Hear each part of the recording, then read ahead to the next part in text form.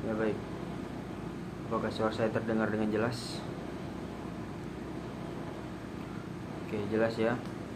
Jadi saya sudah sampaikan ke ketua kelas kalian tadi kalau Bapak akan masuk secara online atau daring, karena kebetulan lagi ada urusan di luar, jadi belum sempat hadir di kelas kalian.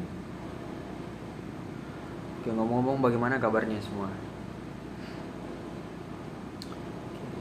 Oh, baik semua ya, sama Bapak juga baik.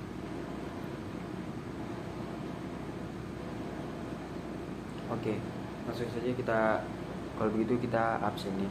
Yang pertama, Engga,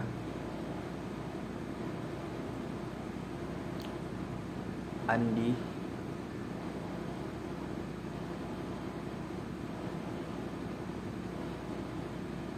Citra, Cici,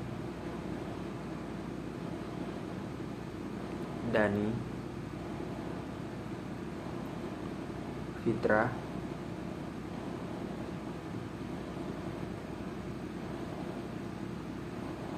Ningsi, Zidan. Oke, kalau begitu hadir semua ya. Oke, langsung saja kalau begitu kita masuk ke materinya. Jadi materi kita pada hari ini itu ya belajar menggunakan mind mapping. Jadi sebelum masuk ke pembahasan, Bapak ingin bertanya apakah di sini ada yang tahu apa itu mind mapping?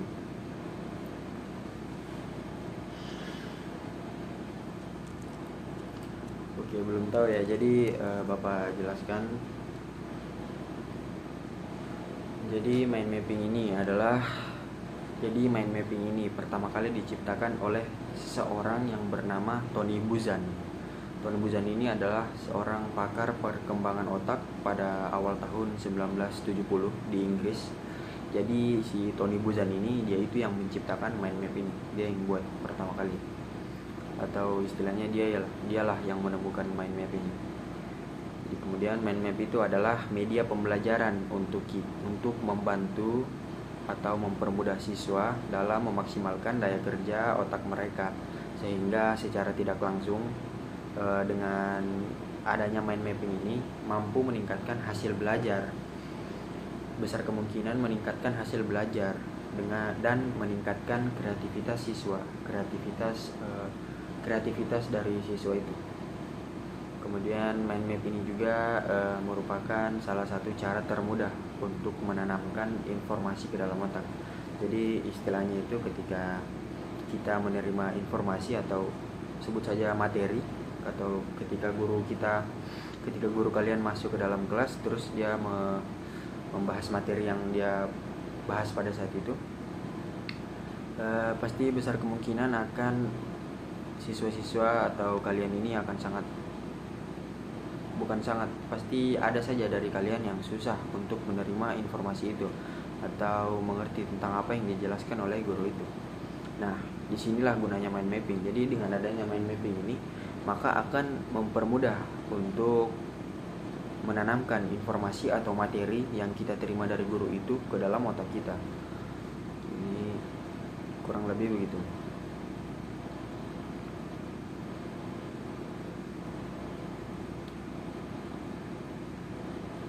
Jadi selanjutnya mind mapping ini itu juga dapat membangkitkan ide-ide original dari otak kita. Nah, seperti yang sudah Bapak jelaskan tadi bahwa mind mapping ini meningkatkan kreativitas siswa. Jadi termasuk di sini di ide-ide. Ya, ketika kalian membuat mind map, maka kalian itu akan mengeluarkan ide-ide original dari otak kalian, sehingga kalian mendesain sendiri mind map kalian itu secara otomatis. Maka mind map ini dapat membangkitkan ide-ide original yang ada di otak kalian, seperti itu. Kemudian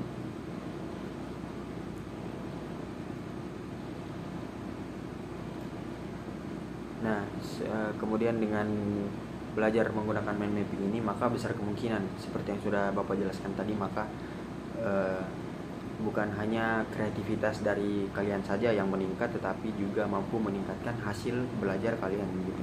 Karena materi yang kalian dapatkan itu mampu atau gampang untuk masuk ke otak kalian ya, seperti yang sudah dijelaskan tadi.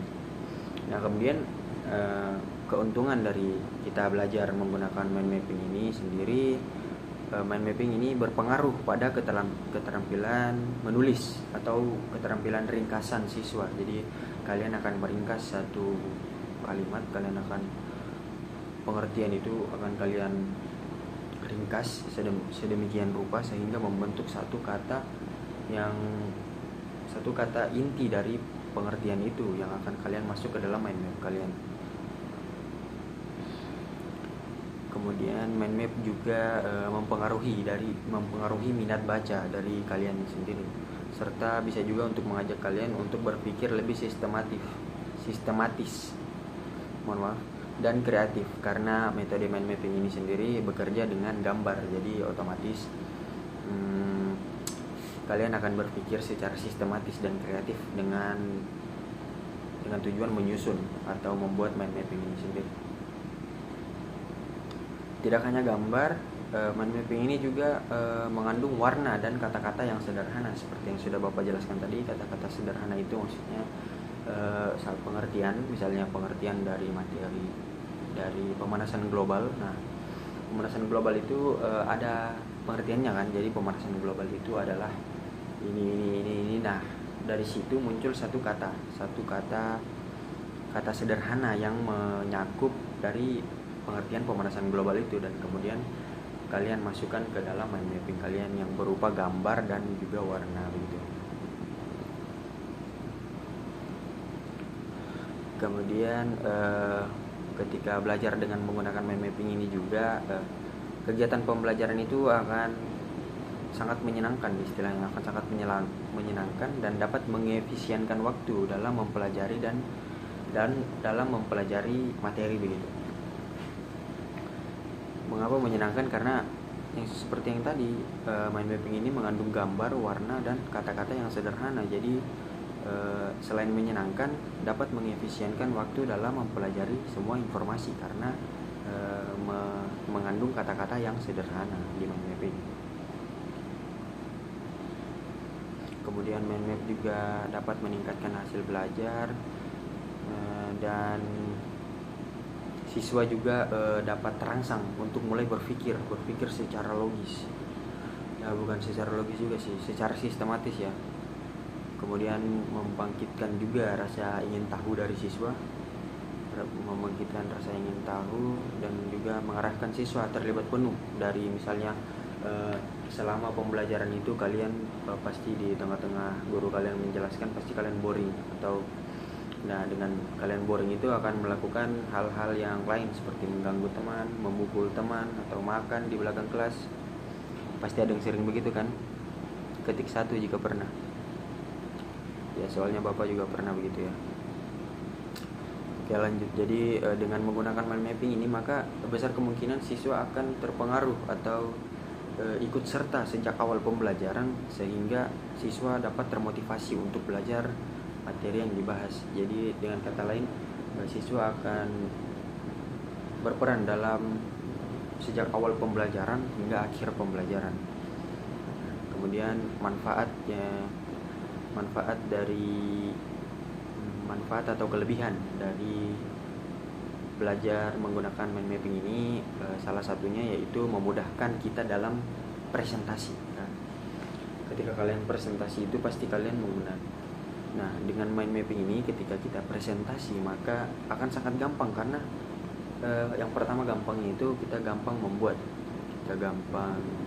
satu materi yang besar dengan kata-kata yang kecil, dengan kata-kata yang sederhana begitu, sehingga kita hanya akan menjelaskan inti dari kata-kata tersebut, tidak perlu terbelet-belet untuk membahas semua yang ada di makalah kita. Seperti itu, kurang lebih seperti PowerPoint lah, tapi dia berbentuk satu saja. Kalau PowerPoint kan banyak. Kemudian mind mapping sendiri ini membutuhkan kekurangan. Nah, kemudian kekurangan dari mind mapping ini. Nah, mind mapping ini tidak selamanya mempunyai kelebihan atau manfaat ya. Jadi mind mapping ini juga tentu memiliki kekurangan. Jadi mind mapping ini membutuhkan waktu yang sangat lama untuk siswa-siswa atau kalian ini yang masih awam atau masih pertama lah membuat mind map. Nah, kalian akan sangat bingung. Kalian bingung dulu pertama mau bikin apa ya.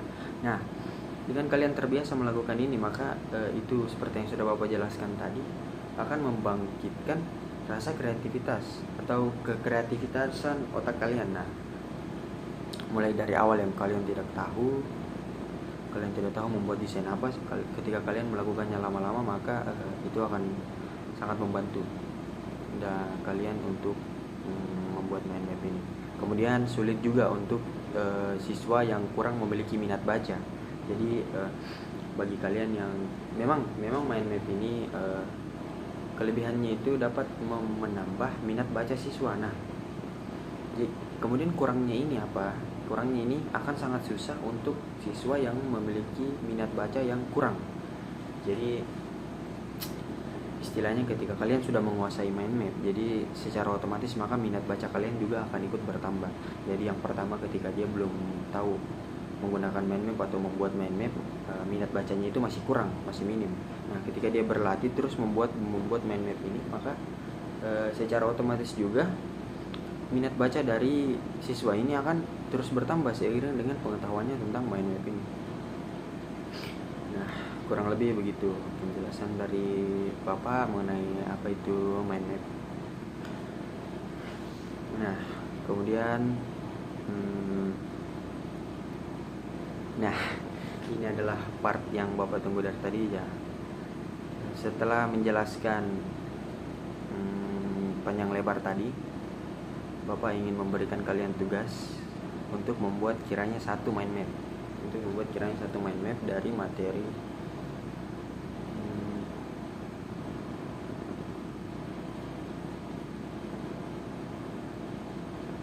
Dari materi pendidikan. Nah, nanti di mind map itu contohnya pendidikan. Kalian bisa searching di Google bagaimana bentuk mind map itu. Jadi ada satu poin inti, yaitu itu judulnya misalnya pendidikan. Nah, itu nanti pendidikan, terus kalian jelaskan cabang-cabangnya itu.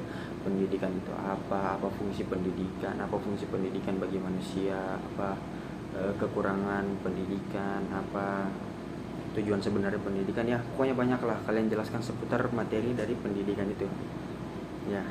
Bapak kasih waktu sampai, ini jam berapa ini? Jam 9 pagi ya.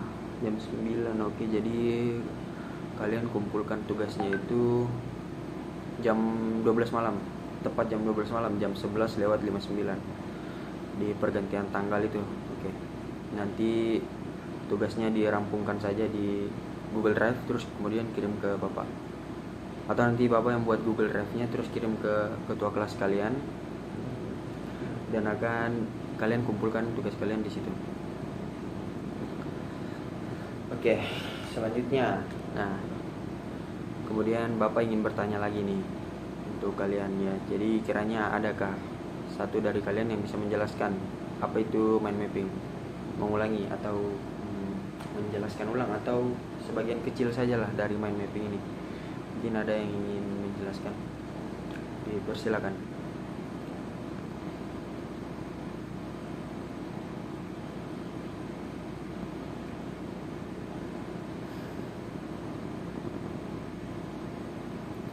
Oke, sepertinya belum ada ya. Jadi kurang lebih mind map itu adalah, jadi secara singkat mind map ini Bapak ulangi lagi sekali lagi, mohon maaf. Jadi Bapak untuk memperdalam pengetahuan kalian lagi, jadi mind map ini adalah metode pembelajaran ya, metode pembelajaran dengan tujuan untuk memudahkan siswa dalam pembelajaran, seperti itu. Oke. Ya, saya kira itu. Jadi kesimpulan yang bisa kita ambil dari materi ini, yaitu mind map ini sendiri adalah metode pembelajaran yang diciptakan pertama kali oleh Tony Buzan ya. Sekali lagi Tony Buzan. Dia adalah seorang pakar dari Inggris pada tahun 1970-an. Pakar perkembangan otak, dan mind map ini sendiri adalah media pembelajaran ya. Bukan metode pembelajaran ya, media pembelajaran. Maaf itu salah teknis tadi. Jadi mind map ini adalah media pembelajaran ya, bukan metode pembelajaran. Nah, dengan tujuannya yaitu membantu siswa dalam memaksimalkan daya kerja otak sehingga langsung dapat mampu meningkatkan hasil belajar dan kreativitas dari siswa. Oke. Nah, guys, saya kira itu. Terima kasih buat yang sudah hadir pada Google Meet kali ini. Mohon maaf Bapak tidak bisa masuk ke kelas karena ada urusan di luar. Jadi sekali lagi terima kasih buat kalian yang sudah hadir. Bapak tunggu tugasnya ya jam 12 malam. Oke. Bapak ucapkan terima kasih dan assalamualaikum warahmatullahi wabarakatuh. Terima kasih buat kalian semua yang sudah join.